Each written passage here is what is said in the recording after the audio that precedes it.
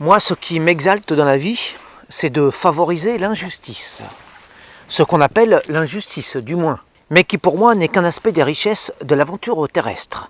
Pour les uns, l'injustice sera de ne pas avoir la même taille que le voisin. Selon quelques minorités, elle se manifestera de façon criante dans le fait de ne pas arborer la même couleur de peau que les autres peuples. Aux yeux des chétifs, elle s'exprimera prioritairement dans le fait de ne pas avoir la même résistance aux maladies, les mêmes capacités intellectuelles ou physiques que telle personne ou telle ethnie.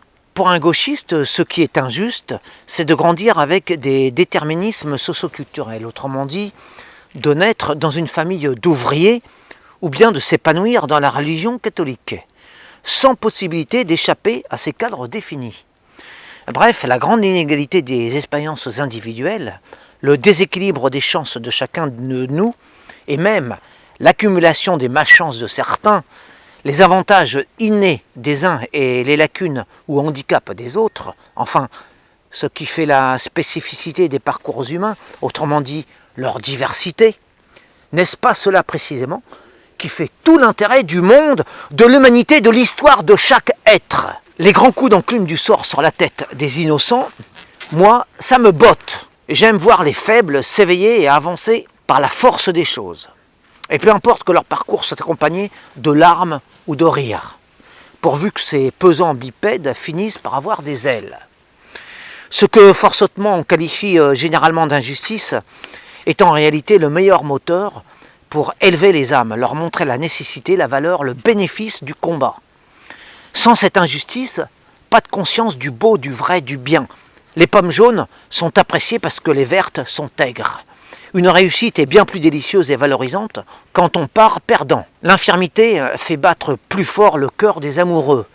La pauvreté sélectionne les plus motivés pour l'accès à l'or, etc. Et c'est ça qui donne la flamme. Les idéalistes à la gomme, qui souhaitent éradiquer la souffrance des hommes, sont en fait les ennemis du bonheur. Ils veulent niveler les têtes, effacer toute aspérité chez leurs frères, écarter l'arbitraire, l'adversité, l'amertume des jours, chasser les nuages de nos existences. Tout ça pour les remplacer par du prévisible, bien calculé, bien formaté, sans la moindre opportunité de chuter ou de s'envoler. Bref, ils désirent changer les visages en clones, ôter son charme à la vie, nous imposer un ensoleillement permanent, c'est-à-dire une sécheresse générale. Leur justice aseptisée a pour moi le goût insipide du mortel ennui. Ces humanistes du dimanche nient les trésors de nos destins, âpres ou éblouissants. Par exemple, parmi les vivants, il y a les faces rudes et les faces radieuses. Et pour faire simple, je passe sur l'infinité des nuances possibles. Sur les rides des premiers, eh bien, on y lit la force du caractère et la profondeur des pensées, la dureté du chemin parcouru. Sur le front des seconds, on y devine les grâces, fortunes et joies offertes par quelques bonnes étoiles. À travers ces deux catégories de destinées qui s'opposent, toute la saveur, la densité, la séduction de cet univers injuste, entre guillemets, fait de rocailles et d'herbes douces, de miel et d'épines, de lumière et de ténèbres. Chacun prend sur terre ce dont il a besoin pour effectuer sa route. Tant de couleurs et tant de régal, tant de deuil et tant de félicité. Ces éléments formateurs que les sots dénoncent comme des injustices.